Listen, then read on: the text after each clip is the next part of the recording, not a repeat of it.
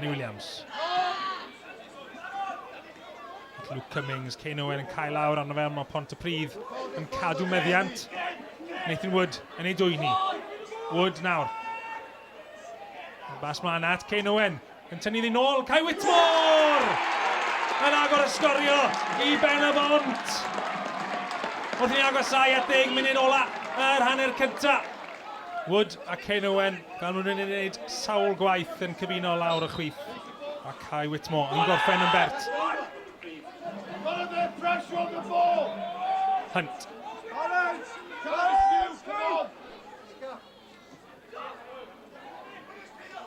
Last chance to get Jared Wright. Wright yn ei lleinan. Wright! O'r cefn. Mae fe yn y llinell flan ac yn sgorio fel ymysodwr profiadol. Gwych gan Wright i wneud y lleinan.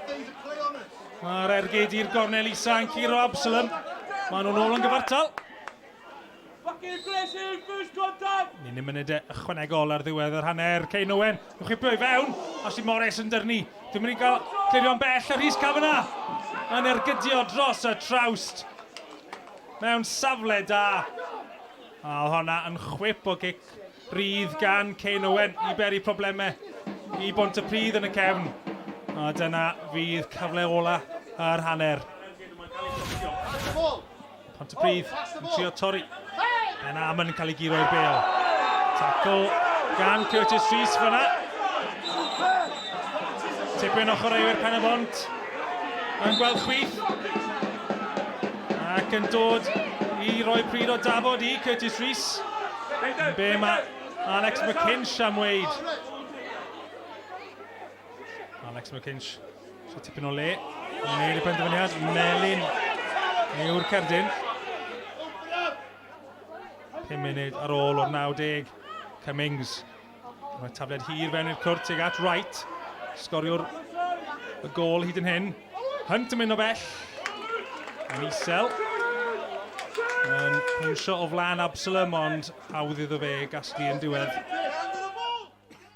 Jared, a point in a local derby. How was the game for you? Yeah, it was a really competitive game. One that we knew that was going to be tough. Pen-y-Bont looked to press really high, but we stuck to our game plan. We played the ball and we worked really well as a team. Worked really hard to fight for the point.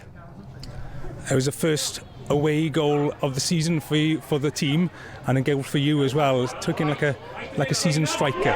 Yeah. I think I closed my eyes and just and struck it with the left foot, but one that I'll take. Rhys, an even scoreline was an even game? It's a difficult question to answer. It was a strange game. I didn't think either team threatened the goal enough. I certainly didn't feel like they were going to score. But they had spells first half early on and early on in the second half. And then I think in each half, when we got to grips with them, we probably dominated the last half hour of each half without creating the chances to say, oh, we hammered them and we should have won the game. So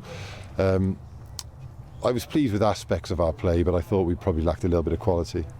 Andrew, 1-1, happy with the point? Oh yeah, definitely. I think we deserved it as well. I think we made a little bit of a statement tonight. Again, we put in good performances, but we just needed to show outcomes, and coming to Pen-y-Bont and getting a point tonight, I think we've done that now. So yeah, really pleased.